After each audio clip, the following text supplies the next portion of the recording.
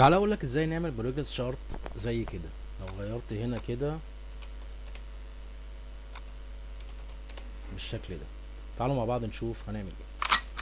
لو عندك نفس الموضوع كده، التارجت محقق 80%، وهنا الفرق انا عملت واحد ناقص سي 2 اللي هو ال 80% يديك 20%. اول حاجه هقف على اي خليه فاضيه واعمل انسيرت، وهاجي على الدونت شارت واختار دي كده، واعمل سيلكت داتا، وهعمل اد. سمي ده مثلا تارجت 1. وهاجي هنا على تحت كده في الوحيد دي، هقسم الدوائر او هقسم الدوناتس ده ل 20 جزء. هعمل كده فاصلة واحد فاصلة واحد فاصلة واحد،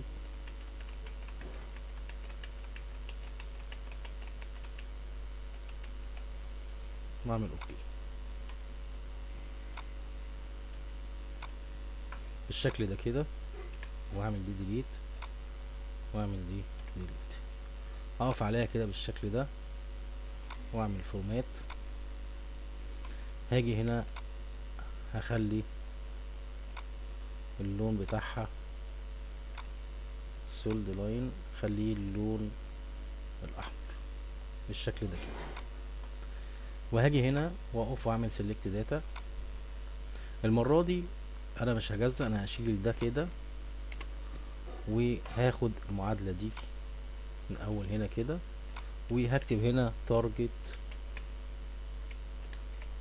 2 واقول له اوكي. تمام. هاجي على الدوناتس اللي انا عملتها دلوقتي، وهعلم عليها، واعمل كليك يمين، وهختار change chart type، وهاجي اختار البوكس التاني ده، واعمل عليه تشيك بوكس كده، واعمل اوكي.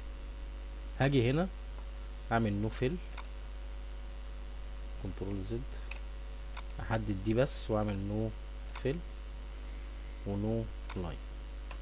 وهاجي هنا في الجزء التاني اللي هو ال20%، اختار لون الابيض مثلا، وهاجي هنا في الحتة دي كده، وهبدأ اظهره واحدة واحدة، بحيث ان يبقى اللون اخف من اللون التقيل بالشكل ده كده. تمام. لو جيت هنا غيرت مثلا، خليتها 65%، بدأ يتغير معايا. لو عملت هنا 60 70 10% مثلا بالشكل ده كده.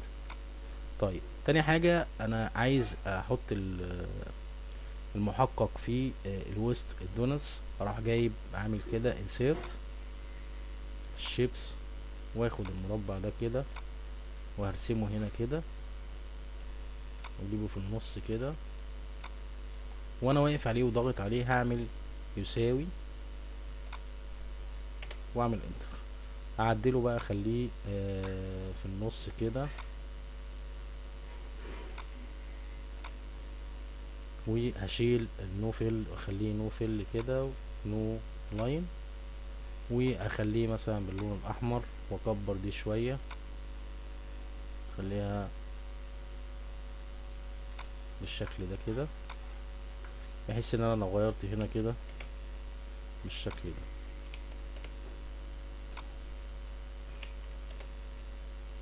لو انت عايز برضو ال تخليه من غير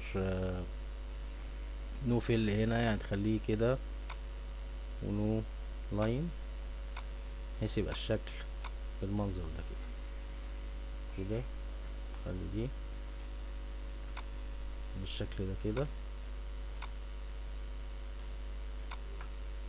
وخلي دي 70% بالشكل ده كده. بس كده خلاص. لو عجبك الفيديو اشترك في القناة وفعل الجرس عشان يوصلك كل جديد. ما تنساش تعمل فولو. السلام عليكم.